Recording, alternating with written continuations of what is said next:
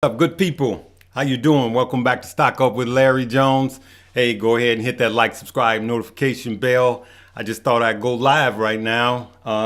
The Fed has said what they said. They said what has been anticipated. Okay, we got my man Josh here. Josh Nichols, we over family. there. Yep.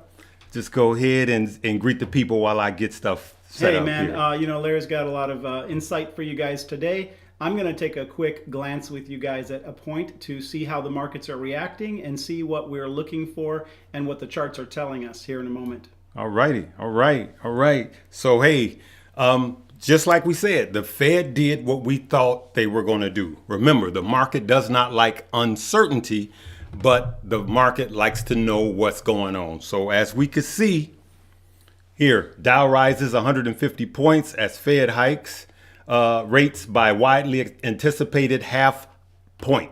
Okay, so I'm going to say, when I say a 0.5%, sometimes I make a mistake and say 50%. So I'm going to use basis points. When I say 50 basis points, that means a 0.5%. When I say 25 basis points, that means 0.25%. If I say 75 basis points, that means 0.75%. All right. So I'm going to use basis points from here on out. So Jerome Powell, he's going to be taking questions here shortly, and we're going to go right to that in about 4 minutes. And then we're going to discuss. Hey, what's up, people? Hey, what's up, good people? How y'all doing? Let's look at this camera. Good people, how y'all doing? Where y'all at from around the world? Yep. We got the coffee cups. Hey, good people, look at this. Panera, free coffee, free coffee for the entire month, free 99. All right, all I got to do is drive up to Panera and give them Hold on, let me buy some Panera stock. Larry's calling them out. Yep. So Chairman Powell is going to be talking here shortly, and then I'm gonna let you guys hear what his opening statement. If he has an opening statement, then we're gonna do that. And he starts taking the boring questions, then we'll come back and just discuss the market and end it. I don't want this to be a long one, good people. But we could see here, that the Dow is positive. We could see that the S&P is positive and the NASDAQ is slightly negative, right? Remember, if the Fed would have said we're going up by 0.75 of a basis points or 75 basis points, then that would have been negative for the market. It would have surprised them. It would have surprised them. The market would be jumping green probably better than it is now if he would have said we're going by 25 basis points. But just like they first stated, they are going up 50 basis points. Okay? So, hey, where y'all at? Oceanside, California, in the house. Hey, India in the house. Man, it's going so quick. Austin, Texas in the house. What's up, fam? What's up, Matt? Oh, Baton Rouge. Okay, man. Okay. Hey. Good food. All right. I don't even know what this is. Colorado. Hey, I'm coming out to Colorado. Nevada in the house. Miami in the house. Memphis in the house. Chi-Town in the house. West Side. Hey, what's up, fam? Hey, let's get into it. Let's get those likes going. Mexico in the house. Massachusetts in the house. Hit that like, Look folks. at that. The UK Show in the Larry the house. love. London in the house. Fort Lauderdale in the house. All right, London. Man, I haven't been to London yet, but I'm coming. Switzerland in the house. Yes. Jacksonville, Florida in the house. All right. Hey, we love you guys. We love all you guys, man. I'm keeping an eye on this other screen here. Israel. Hey, I'm coming to Israel next year. And my brother's coming to Israel actually this year. Rodney's coming to Israel. Let me know about that this trip. year. I might tag along with you. Okay. Yep. Jamaica in the house. Okay. So we got a lot going on here. Romania. Look at that. Romania. in the Welcome. house. Welcome. All right. Hey, let's do a little listening and then we'll be back, all right? Even Let's more listen. aggressive rate hikes are on the table. That's going to keep people on edge. The second problem is the Fed is not going to be deterred by this argument that inflation might be peaking in March and April. Powell said earlier at various roundtables, we don't know if inflation is going to be peaking right now, and we cannot count on that. And because of that, you're going to see people who are going to be out there arguing, well, the inflation's peaking, therefore the Fed's going to back off. Powell has already said we can't do that. We can't rely on that. We have to make sure that we're fighting inflation. So the Fed's credibility is really at stake here, and that's why I think he's not going to take more aggressive rate hikes off the table at the 2:30 meeting. And that's going to be the first question anybody is going to be asking him. Okay, they talking, good people. Brussels in the house. Africa in the house. Omaha is in the house. Daytona, Ohio. Dayton, Ohio. Daytona. Ethiopia in the house. Hey, my beautiful sisters. Hey, how y'all doing over there? Yep. I got to get back there. Come to India. You know what, man? No telling. I'm going to be getting around. Atlanta, Georgia in the house. I'll be there soon. I got a brother out there in Atlanta in the ATL. What are you doing with the Disney calls? Listen, on them Disney calls, those are we've been in and out of those. Remember, I told you don't. It depends. You know what? Let's go. Here we go. To see everyone in person for the first time in a couple of years. Before I go into the details of today's meeting, I'd like to take this opportunity to speak directly to the American people. Inflation is much too high, and we understand the hardship it is causing, and we're moving expeditiously to bring it back down. We have both the tools we need and the resolve that it will take to restore price stability on behalf of American families and businesses. The economy and the country have been through a lot over the past 2 years and have proved resilient. It is essential that we bring inflation down if we are to have a sustained period of strong labor market conditions that benefit all. From the standpoint of our congressional mandate to promote maximum employment and price stability, the current picture is plain to see. The labor market is extremely tight and inflation is much too high. Against this backdrop, today the FOMC raised its policy interest rate by 0.5 percentage point and anticipates that ongoing increases in the target rate for the federal funds rate will be appropriate. In addition, we are beginning the process of significantly reducing the size of our balance sheet. I'll have more to say about today's monetary policy actions after briefly reviewing economic developments. After expanding at a robust 5.5% pace last year, overall economic activity edged down in the first quarter. Underlying momentum remains strong, however, as the decline largely reflected swings in inventories and net exports, two volatile categories whose movements last quarter likely carry little signal for future growth. Indeed, household spending and business fixed investment continued to expand briskly. The labor market has continued to strengthen and is extremely tight. Over the first 3 months of the year, employment rose by nearly 1.7 million jobs. In March, the unemployment rate hit a post-pandemic and near 5-decade low of 3.6%. Improvements in labor market conditions have been widespread, including for workers at the lower end of the wage distribution, as well as for African Americans and Hispanics. Labor demand is very strong, and while labor force participation has increased somewhat, labor supply remains subdued. Employers are having difficulties filling job openings, and wages are rising at the fastest pace in many years. Inflation remains well above our longer-run goal of 2%. Over the 12 months ending in March, total PCE prices rose 6.6%. Excluding the volatile food and energy categories, core PCE prices rose 5.2%. Aggregate demand is strong, and bottlenecks and supply constraints are limiting how quickly production can respond. Disruptions to supply have been larger and longer lasting than anticipated, and price pressures have spread to a broader range of goods and services. The surge in prices of crude oil and other commodities that resulted from Russia's invasion of Ukraine is creating additional upward pressure on inflation. And COVID-related lockdowns in China are likely to further exacerbate supply chain disruptions as well. Russia's invasion of Ukraine is causing tremendous loss and hardship, and our thoughts and sympathies are with the people of Ukraine. Our job is to consider the implications for the U.S. economy, which remain highly uncertain.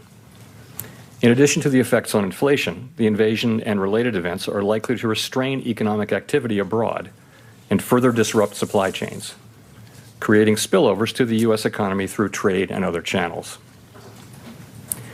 The Fed's monetary policy actions are guided by our mandate to promote maximum employment and stable prices for the American people. My colleagues and I are acutely aware that high inflation imposes significant hardship, especially on those least able to meet the higher costs of essentials like food, housing, and transportation. We are highly attentive to the risks that high inflation poses to both sides of our mandate, and we're strongly committed to restoring price stability. Against the backdrop of the rapidly evolving economic environment, our policy has been adapting, and it will continue to do so. At today's meeting, the committee raised the target range for the federal funds rate by a 0.5 percentage point and stated that it anticipates that ongoing increases in the target range will be appropriate. We also decided to begin the process of reducing the size of our balance sheet, which will play an important role in firming the stance of monetary policy. We are on a path to move our policy rate expeditiously to more normal levels, assuming that economic and financial conditions evolve in line with expectations. There is a broad sense on the committee that additional 50 basis point increases should be on the table at the next couple of meetings. We'll make our decisions meeting by meeting as we learn from incoming data and the evolving outlook for the economy. And we will continue to communicate our thinking as clearly as possible. Our overarching focus is using our tools to bring inflation back down to our 2% goal.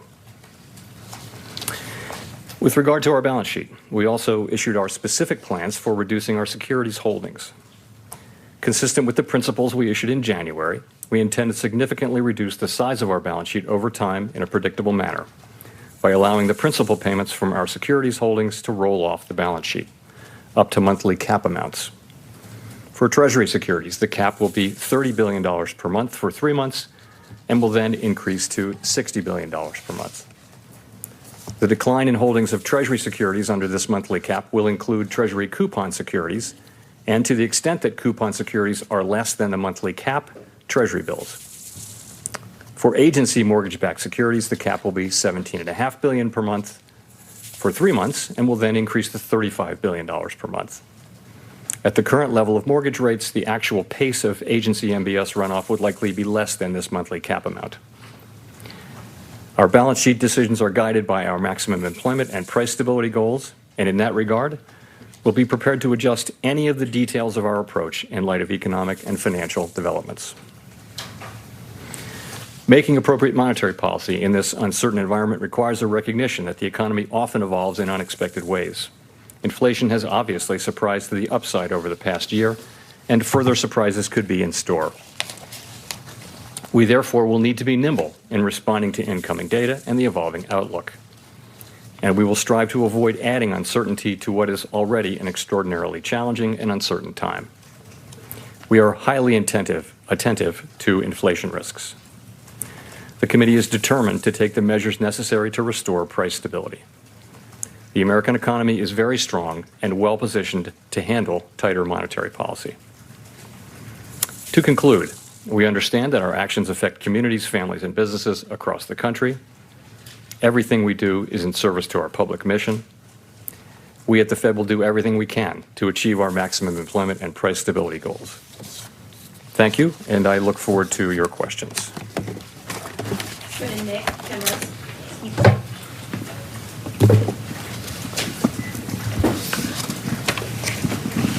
Nick Chamaros of the Wall Street Journal. Chair Powell, the unemployment rate at 3.6% in March is now essentially at the level that the committee had expected would prevail over the next 3 years, and at the bottom end of FOMC participants' projections for the longer run rate that you submitted in the projections at 11. All right, good people. We're going to let them blah, blah, blah, blah. So as you guys saw, literally, he talks positive. The market was going green. The Dow, you guys saw the Dow, S&P, everything. He talks negative, it starts tanking. Then he goes back talking positive. It starts coming back in real time. It's the same thing that happens all of the time, good people. The Fed comes out with expected news. The market can adjust that. Then what you and I want is for him to shut up and go away at that point. But no, they have to take questions on what they just discussed. And generally what happens is he says something negative and then the market winds up ending the day negative. Let's just hope that, he doesn't go there, but we all know what happens every time. If you've been through this, you guys know this dog and pony show.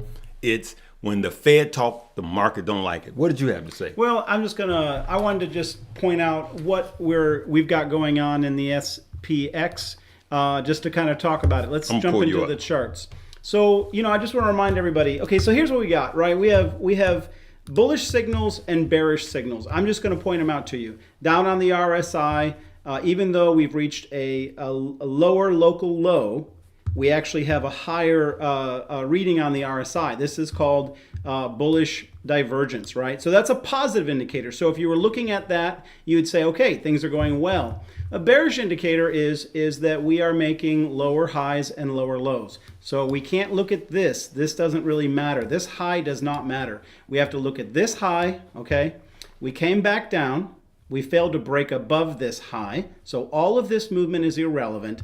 And then we made a lower low consistently. So regardless as to whether or not you're you're bullish or bearish, the market is giving us both signals, right? And so I'm going to say the same thing I said on our other videos.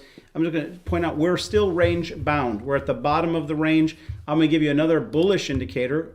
I talked about this the other day on my Monday video, that we needed to see a wick because we didn't have one, just like these candles have wicks, and they kind of signal a potential reversal. We didn't have one on Monday, and look at that. We have one now. So we've got the wick we need to move up. Right. Hey, and then you had wanted me to talk briefly on the NASDAQ. Yeah, let's go right to the NASDAQ. Okay, the NASDAQ is not performing as well as the S&P 500. Again, the NASDAQ aligns more with crypto. Crypto is actually performing fairly well. But the NASDAQ is weak, which means that there is still an interest to selling into growth stocks. Larry and I were noticing when the news came out that gold and silver, which are the commodities, were dropping. Right. And that's what we want to see. We want to see cash, oil, gold, silver. We want those to come down right now. Exactly. Unless you're in them. Unless you're in them. Unless you're holding them. And for your stocks, especially in tech and the S&P, that's the only way those are going to go up. Right? Exactly. It's still a protective because environment. remember, those are a hedge against what? Inflation. Yep. So that's what, they talked about wages rising, which is not, wages are still rising. Actually, that's further increasing inflation right now. And then you got the geopolitical situation that's making inflation even worse, right? But the Fed did say, Jerome Powell did say that the economy, not the stock market, remember, he's saying that the economy is strong enough to handle them balancing their books and increasing the rates. And I believe that. Yeah, I do too. The economy is. And so the thing is, I know it's confusing, but they have to do it now while the economy can handle it. So you got the economy and you got the stock market. Now remember, I think it's like 60% of Americans are not in the stock market. So now he has to do it when the economy can handle it. And that's a bigger picture, which may be negative for the stock market for a time in a period. Yeah, and when it comes to the charts, we're still going to be range bound. We haven't got anywhere near. Not talking about Safe Moon. Go ahead. We're range bound. We are still making lower highs and lower lows. So we've got to keep that in mind. That's the environment that we're in technically. Yep. So listen, the overall market, good people. This is what we want to. I want you guys to understand. If you understand this, everything that's going on with the Fed, the rates, the stock market, it will answer all of your questions, all right? If you're just focused on one crypto or one stock that you got in too heavy, you're going to miss the picture and you're going to lose a lot of money. Because if you know what's going on, and I'm going to say this until I'm blue in the face, if you know what's going on with the overall stock market, it'll answer all of your stock question and all of your crypto questions. It will. And if you don't want to know and you just want to chase hype, you're gonna lose. You're gonna lose bigly. And I would rather you stop trading, stop watching this page, stop watching any page, and just stop. Because that's not what I'm about. I'm about educating the common man like you and I on how we can profit from this market. I love what my boy, I can't think of his name. He says Wall Street looks like us now, and it's the truth. Trapper, Wall Street Trap says that, and it's the truth. Wall Street looks like us now. So all I'm doing is I'm giving you guys the information, and I'm showing you, hey, here's the path to success. But we just can't be monotunnel, have tunnel vision on one stock or one crypto. All right. So listen, let's listen a little more, and then we're going to come back and sign off. All right, good people? All right. 60, 90 days in advance. There are just so many things that can happen in the economy and around the world. So, we're leaving ourselves room to look at the data and make a decision as we get there. I'm sorry, but if inflation is lower 1 month and the unemployment rate higher, would that be something that we would calibrate towards a lower increase in the funds rate, or I don't think a 1 month is not no 1 month's reading doesn't tell us much. We'd want to see evidence that inflation is moving in a direction that gives us more comfort. As I said, we've got 2 months now where core inflation is a little lower, but we're not looking at that as a reason to take some comfort. I think we need to really see that our expectation is being fulfilled, that inflation, in fact, is under control and starting to come down. Look at the Dow, good people. Look at the Dow. You see how everything just went back green again?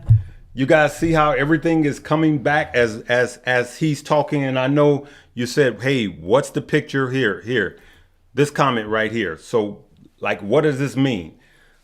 As he talks, minute by minute, we need to see what it means, because he could say one thing and cause the market to go another direction, right? Yeah, I would want to throw out, Larry, that ahead. We're in a risk range, and there is more likelihood, there's a 68% likelihood that we're going to move back to the middle of that risk range. Mm-hmm. Now, the news came out, and there didn't seem anything that was a real shock. Correct. So the type of news that would cause us to flash down didn't come out. It didn't come out. He didn't say we're going up 50 basis points right now, and for the next 3 months, we're going up 75 basis points. That would have been negative. And we would be in a bloodbath right now. We would be in a free fall. As a matter of fact, that would force a recession right now. The ideal upside technically right now would be to see maybe a 4,400 on the S&P 500. So I think that based on how the market's reacting, that's where I'd be looking. So, it's not time to sell. I think we do want to keep in mind the idea of selling the RIPs. But we'll be keeping an eye on it. I don't see any motivation to sell this, the RIP today. Right. And so, you know what? I'm going to be leaving. Josh actually just uploaded a 10 for 10. Actually, we just covered some crypto. We covered some stock and crypto. At the end of this video, you're going to see a video in the box right here, right over Josh's face. And it's going to link you to his video.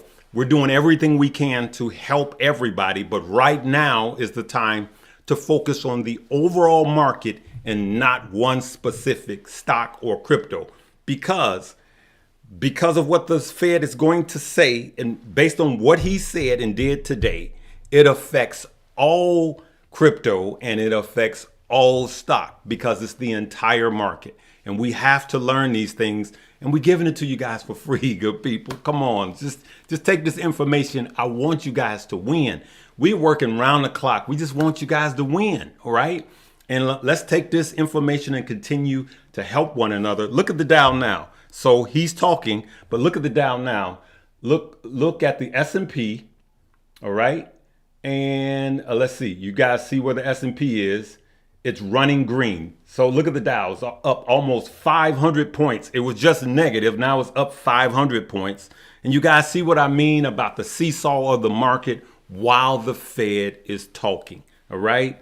And so, hey, What is he saying? Where do you see the SPY? Let's go to that. Let's answer that. Well, so the SPY right now, I'll throw you on the charts. Okay, I talked with you. You know, you don't want to be a buyer up here, right? We pointed that out to you guys. I said to you that we're going to hit the top of this range. Try to get it out of your minds that we're going to all-time highs right now. That's undecided. We're going to move in this range, right? Now today, we could have had the potential, if we had been surprised, for a flash down, right? We didn't, which means it's very likely that we're going to come up and test the middle of the range. Now, what we don't want to see is to test of the middle of the range and a come back and retest the bottom. That would be very bearish. We want to come up over the middle of the range. We want to come back, test the middle, and then see if we can get to the top of the range. We are still range bound, folks, in this market. So again, we're selling up here. Okay, we're considering some small profits here, and we're largely buying here. Today, I think that I'm going to go back with a little bit more confidence and consider buying. I bought the last couple days, but not heavy. And so this, the lack of, a bad response by the market has kind of made me feel good about my purchases and consider maybe adding to my positions this week. Yep, Dow has rallied now over 400 points. And so by the time we're going to end this, but by the time the Fed gets through talking, I just want to warn you guys. It could happen. It could go horribly wrong. The best thing the Fed could do We're right in the now danger zone still. is just shut up and go away. All right? Yep. Just shut up, stop with the questions, and go away. Look at this, good people. It's just in real time. Look at that. It's just going up. Look at the bottom down here. See here? Look at that at the bottom. S&P is running. Bitcoin is running positive, and look at that. Everything is looking good. So he's talking good right now. Look at the Dow, 465, 455. And so that's what we want to. We want to keep our ears to the wind and see what's going on, because we got to be ready to move. On a moment's notice, whatever that means. All right. So, hey, anything else you want to say to the people? I had Josh over here. We were trying to get set up where I was trying to go live, but they do a lot of just unnecessary talking at the beginning. I want to keep the family fed. I love each and every one of you guys. You guys already know to check out the links in the description. You guys know Weeble. You guys know this is Weeble Wednesday. Download it, deposit a penny, get up to $9,600 of free stock. You guys already... You know that I'm doing the Moo Challenge. Yes. I'm not just... I'm really trying to... I chose that. Larry and I chose it. Yes. Because of the different type of order types that were available in there specifically. Right. And we're teaching you how to use them. I'm just going to say, the description, in the link of Larry's description of video... Click the links below. I'd say feel free to join us. Yep. It's just beginning. Download that, fund it with $100. Yes. And go back, look at my video on how to set up your orders. We're going to be revising those orders as we go. So obviously we have to respond to the market. We're going to work a plan, but we also have to respond to the market. So just that's it. This is what I will do at the end of this video. I'm just going to leave the playlist up. What do you think? The video today or the playlist? Which would be best? I'll let you make the call. Okay, Larry. I'm gonna leave a playlist of Josh, what he's talking about. So first, I want you to download Moo on my page. Click the link below, because they're gonna give you up to 5 free stock, worth up to $3,500 a piece.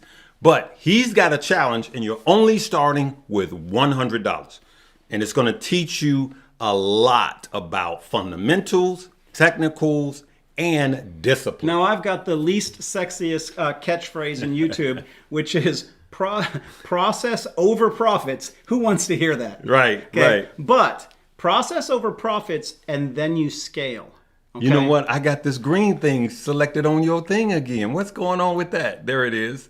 Okay, yeah. This looking like a pile of bricks. Is that what it was? Right.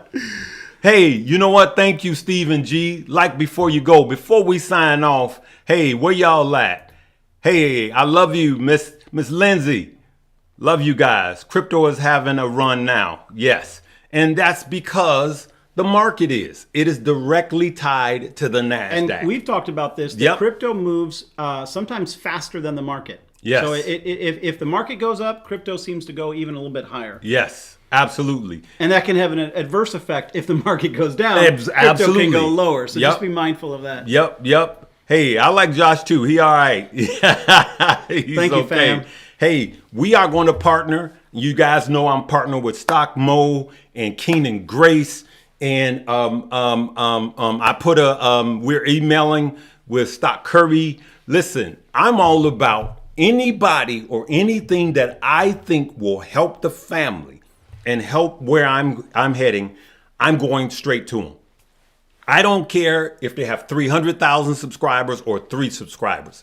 If I see anything that I believe is going to help you guys and help the family, I'm bringing it. I'm in no ways intimidated, because if you earn, then we earn. If you make it, then we make it. That is 100% in my heart of hearts for you guys. We're going to leave it right there. Make sure you click the links below, because if you click my links, they're going to give you some free stuff. And then I want you to watch this playlist, because you're already winning. He's already winning, starting with $100 in the Moo Moo Challenge. All right. Hey, we're going to leave it right there, good people. You know what? People always ask for that outro. Let me see if I can find that outro. I love you guys. Live, love, laugh, and learn. What's up, good people?